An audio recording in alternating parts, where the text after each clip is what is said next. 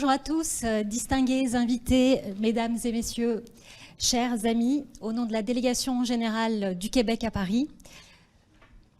Nous sommes heureux de vous accueillir à cette conférence qui s'inscrit dans la toute première visite en France du nouveau ministère de la cybersécurité et du numérique du Québec.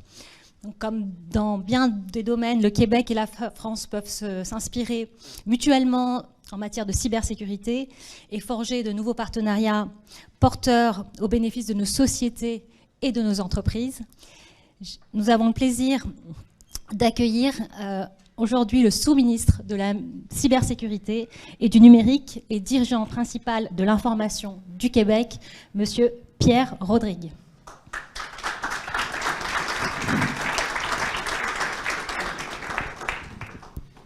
Merci tout le monde. Le ministère est inversement proportionnel à mon âge. Je parle... alors le ministère... Moi, je suis vieux et le ministère est jeune. Ça crée comme une forme d'équilibre. Alors, effectivement, tout d'abord, je vous remercie d'être présents aussi nombreux à cette petite activité que nous faisons aujourd'hui, ce qui démontre l'intérêt que vous avez non pas pour mon humble personne, mais pour le Québec. Et ce que nous voulons faire en matière de ce que nous faisons et ce que nous voulons faire en matière de cybersécurité. Alors, le ministère a été créé il y a 1 an et traduit l'importance que l'État québécois accorde à 2 sujets, c'est-à-dire la transformation numérique. Évidemment, vous allez me dire, c'est pas très original, tous les États maintenant s'y attaquent, mais également avec son corollaire, la cybersécurité, dans le fond, les risques associés aux cybermenaces et aux cyberattaques. Donc, on est au Canada, à peu près la seule administration, le seul gouvernement au Canada qui a un ministère qui est totalement dédié à ces 2 missions-là.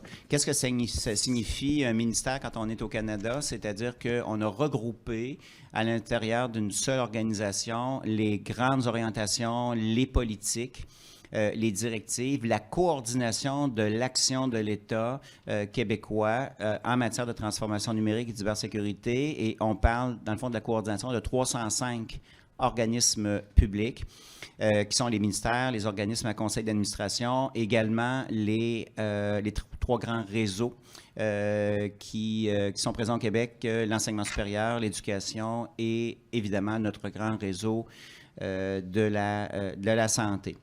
Donc, le Québec consacre environ par année un petit peu plus de 4 milliards de dollars à ces ressources informationnelles.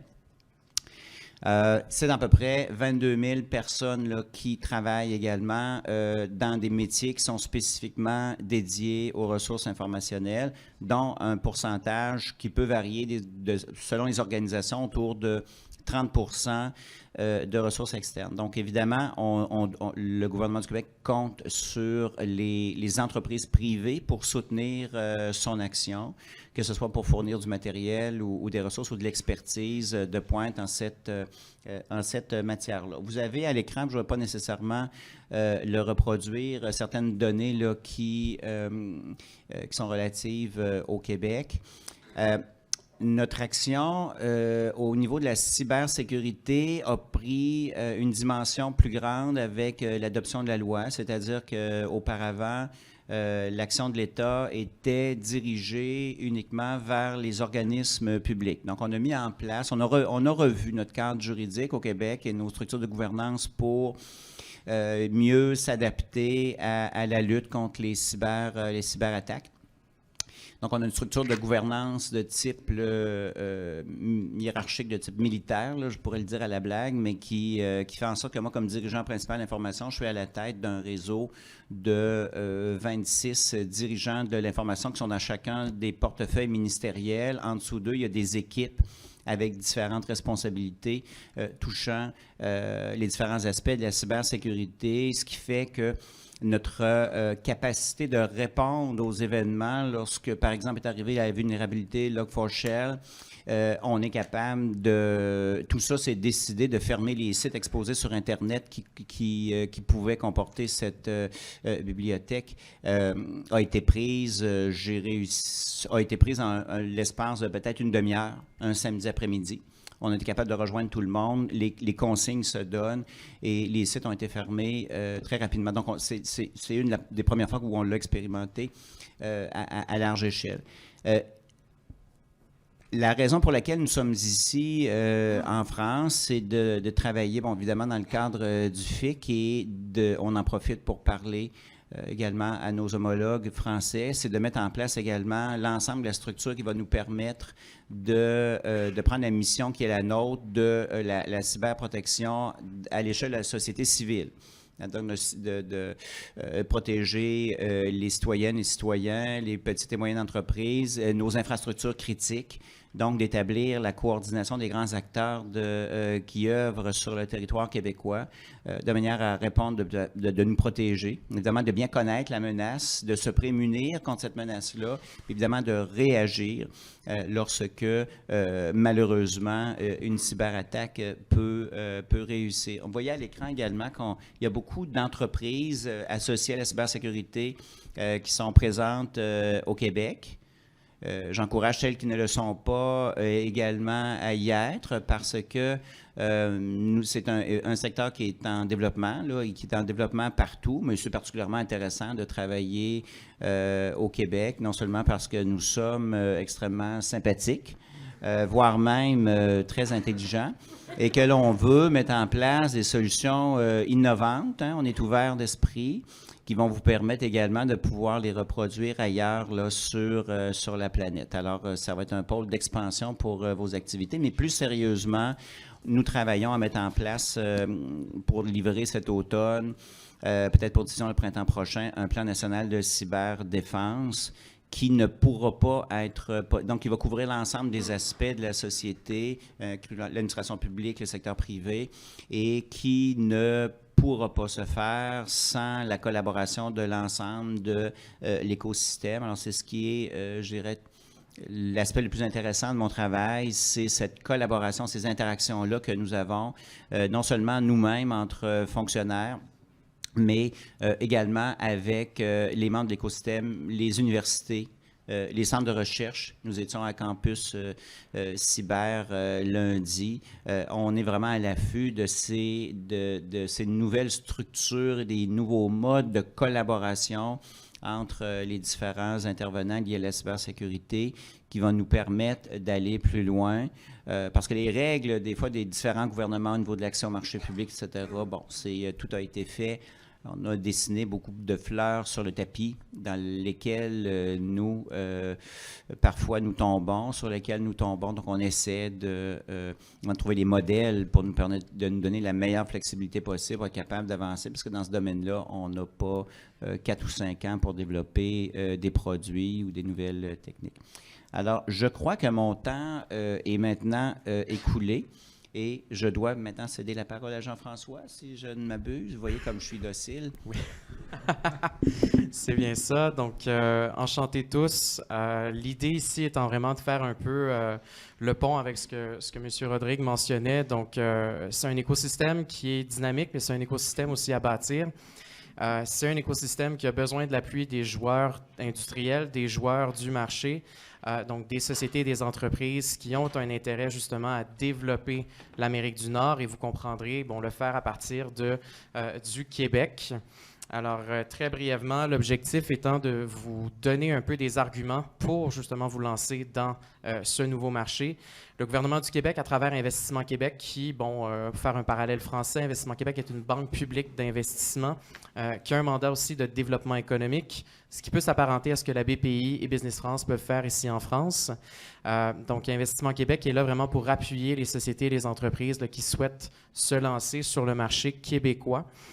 L'objectif étant de vous accompagner soit à travers l'écosystème, de faire les maillages, de vous donner finalement tous les outils pour en faire un succès. Ce que vous avez entendu de la part de M. Rodrigue, c'est qu'il y a un marché aussi, un marché public extrêmement intéressant. Il y a des opportunités du côté public, il y a des opportunités du côté privé, il y a des infrastructures majeures qui existent au Québec, des très grandes banques qui ont besoin de cet appui. Et définitivement, si vous avez cet intérêt là, à vous joindre à l'écosystème, ça nous fera plaisir de vous accompagner là, du côté d'Investissement Québec. Donc, de ce fait, là, vous avez ici là, quelques exemples d'entreprises qui s'étaient implantées dans les dernières années. Je vois nos amis de Neotros qui sont juste devant, qui ont annoncé aussi leur implantation à Montréal et ce lundi. Alors, n'hésitez pas à venir nous parler si jamais vous avez cet intérêt. Je vais maintenant laisser la parole à nos amis du Campus Cyber et on va changer de diapo.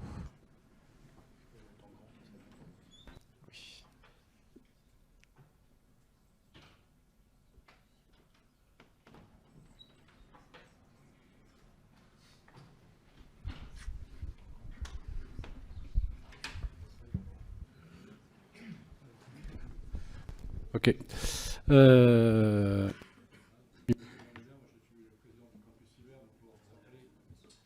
n'entend pas. On entend mieux comme ça? Voilà. Je suis Michel Vandenberg, je suis le président du Campus Cyber. Donc, pour faire un peu la genèse du projet, c'est un projet qui m'a été confié par le Premier ministre à la demande du Président de la République, Emmanuel Macron, de créer un lieu totem dédié à l'écosystème français. C'était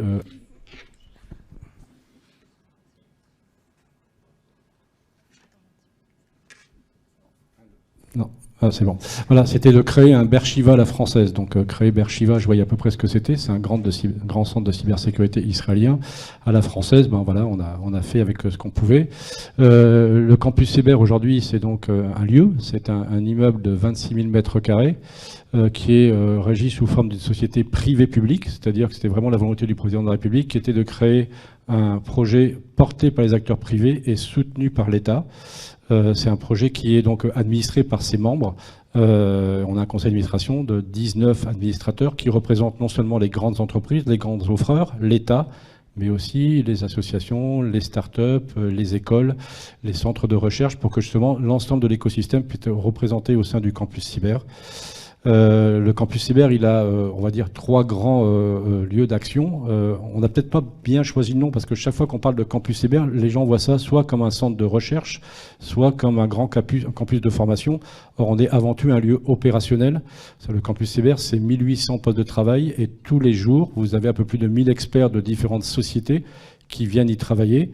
Des experts qui viennent de membres de sociétés étatiques comme l'ANSSI, le ministère des Armées, le ministère de l'Intérieur, l'INRIA, le CNRS, des experts qui viennent des grandes sociétés offreuses françaises comme Orange Cyberdéfense, Capgemini, Atos, Thales, Soprasteria, des PME, des startups, tout ça pour pouvoir travailler ensemble parce qu'on pense que c'est ensemble qu'on peut inverser la tendance et faire à ce qu'aujourd'hui, ce sont les pirates qui mènent la danse et de faire à ce que les défenses sont de plus en plus hermétiques pour justement faire à ce qu'ils ne mettent plus de but et que nous, on puisse contre-attaquer. Voilà, donc c'est vraiment l'enjeu du campus cyber et ce sur quoi on travaille. On veut aussi être un lieu où l'ensemble de l'écosystème se trouve bien et où tous les événements, entre guillemets, sauf le FIC, parce qu'on n'a pas la surface pour pouvoir accueillir, mais se passent, et on a fait, pour donner un ordre d'idée, plus de 300 événements sur l'année dernière qui sont organisés au sein du campus cyber. Voilà, donc le campus cyber, on peut être membre actionnaire si on est européen. On peut être aussi partenaire, on peut être résident. Il y a 157 sociétés françaises qui ont décidé de venir s'installer au campus cyber pour y travailler au quotidien. Et ça, c'est une vraie réussite privé-public qui permet justement de créer des opérations, de créer des livrables et d'être un peu le sorte d'agent de liaison entre les différents membres de l'écosystème. Quand l'ANSSI a besoin de pouvoir communiquer avec les grandes entreprises françaises, elles savent qu'elles vont retrouver les experts en cybersécurité de ces grandes entreprises parce qu'elles travaillent au sein du campus cyber. Quand elles ont envie de travailler avec les startups, les PME, quand elles veulent avoir aussi un peu d'informations pour mieux labelliser, pour accélérer les processus, c'est ce qu'ils font au sein du campus cyber. Et ce statut de membre, c'est un peu comme chez McDonald's, vous pouvez prendre le menu, le best-of menu ou le je sais pas quoi. Enfin voilà, vous pouvez être membre de différentes façons. Donc comme vous voyez, cette tour aujourd'hui, elle est à peu près il y a 30% d'organes étatiques qui ici se sont installés, 25% ce sont des grands offreurs, on retrouve des PME, on retrouve plein d'endroits pour justement mener ces groupes de travail et faire à ce qu'on puisse faire ensemble des projets, et des projets qui soient extrêmement concrets. Tous les groupes de travail qui sont menés au campus cyber sont des groupes de travail qui ont un délai maximum de 4 à 6 mois et qui doivent sortir un livrable. Donc on a sorti des livrables assez intéressants, comme une base de threat intelligence commune, c'est-à-dire que l'ensemble des acteurs du campus cyber y ont mis leurs marqueurs, leurs IOC, et les partagent, et donc en font bénéficier les différents membres, ce qui font qu'ils peuvent y connecter leur SOC ou leur cyber SOC pour pouvoir justement récupérer de l'information en termes de threat intelligence. On a développé une base de données basée sur de l'intelligence artificielle pour justement vérifier les comportements douteux sur les différentes attaques d'entreprise, qui est aussi à disposition du campus cyber. Et on a fait avec l'ANSSI un exercice de gestion de crise pour plus de 100 entreprises l'an dernier, Rempart, qui a eu un grand succès. On a même une salle aujourd'hui de gestion de crise avec des palpeurs cognitifs, c'est-à-dire que non seulement on vous met sous pression, on fait évoluer l'attaque, et en plus vous avez plein de capteurs qui regardent votre résistance au stress pour regarder justement comment vous réagissez par rapport à de nouveaux scénarios d'attaque, etc. Voilà, c'est vraiment un lieu d'innovation, un lieu de recherche, et un lieu où les gens viennent travailler avec plaisir. Voilà, et pour 2023, on a 2 grandes missions qui nous ont été confiées par le gouvernement. Donc une par Bercy, qui est de rassembler l'écosystème pour savoir comment on peut sécuriser les plus faibles acteurs de notre économie, c'est-à-dire nos petites entreprises, nos PME, qui aujourd'hui n'ont pas les moyens d'avoir un RSSI, un DSI, qui n'ont pas forcément les moyens d'acheter des solutions extrêmement coûteuses. Donc on a mobilisé l'écosystème pour regarder comment on peut, 1, les sensibiliser, 2, leur proposer des solutions les plus transparentes possibles, les plus simples possibles à installer pour qu'ils puissent se protéger et faire à ce que, quand il y a une cyberattaque un peu quelconque sur laquelle aujourd'hui ils sont confrontés, de faire à ce qu'avec un peu d'hygiène informatique, ils arrivent à s'en protéger. Et puis la deuxième mission, qui a été plutôt confiée par le ministère de l'Éducation nationale, c'est de pallier au manque d'experts en France. Je ne sais pas si vous avez le même sujet au Canada, mais on manque d'expertise et c'est vraiment extrêmement difficile de recruter. Non pas parce qu'on n'a pas de bonne formation, on a d'excellentes formations en France, mais parce qu'on ne crée pas aujourd'hui d'envie, on doit créer des vocations. On a fait une étude sur le rectorat d'Île-de-France auprès des jeunes qui suivent une formation numérique pour savoir quels sont ceux qui étaient attirés par le métier de la cybersécurité. C'est 3%. Et c'était 4 femmes. Donc on a un vrai souci aujourd'hui d'attractivité parce que l'image qu'on donne, nous, experts de la sécurité, et on sait bien que ce n'est pas notre métier, c'est que pour être dans la cybersécurité, il faut être matheux, avoir un suite à capuche et parler à personne. Or, il y a plein d'autres métiers dans la cybersécurité, donc on va mener une grande campagne d'affichage pour montrer tous les métiers qui existent aux collégiens, aux lycéens. On va former les professeurs dans les collèges et les lycées pour qu'ils puissent aussi répondre aux envies de ces jeunes qui ont envie de nous rejoindre. Parce que quand on va dans les lycées et les collèges, qu'on explique le métier aujourd'hui d'expert en cybersécurité, ils ont envie de nous rejoindre. Voilà. Donc on veut vraiment travailler sur ce sujet parce que c'est un sujet qui est extrêmement important. Si on ne bouge pas, effectivement, il y aura moins de pompiers que d'incendies et on ne saura pas éteindre tous les incendies qui vont avec le nombre de cyberattaques qu'on subit aujourd'hui. Voilà. Donc ça, c'est un sujet sur lequel on travaille. Et puis moi, je suis très, très, très, très heureux de pouvoir intervenir à cette table ronde parce qu'on a déjà des premiers contacts avec le Canada. On avait été à l'invitation du FIC au Canada, donc visiter votre futur centre de cybersécurité. Vous êtes venu au campus cyber. Voilà, déjà, on a montré ce qu'on était capable de pouvoir faire ensemble. Et je pense qu'en ayant ces lieux, ça permet à nous, Campus Cyber français, d'accueillir des entreprises canadiennes qui ont envie de se mettre au contact de l'écosystème français et inversement, de faire ce que les sociétés qui sont résidentes au Campus Cyber français puissent aller sur le centre de Campus Cyber au Canada, justement, pour aller regarder comment on y travaille. On peut aussi peut-être partager des informations. Voilà, donc on a une belle histoire à écrire. On est cousins, en fait. On n'a pas de barrière langage. C'est quand même assez sympa aussi. Et puis, on a envie de le faire. Et je confirme, vous êtes vachement sympa. Voilà.